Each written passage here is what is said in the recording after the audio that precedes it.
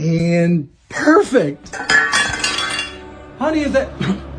Honey, is that you? That guy has a deep voice. I'm just up here polishing my championship MMA belt.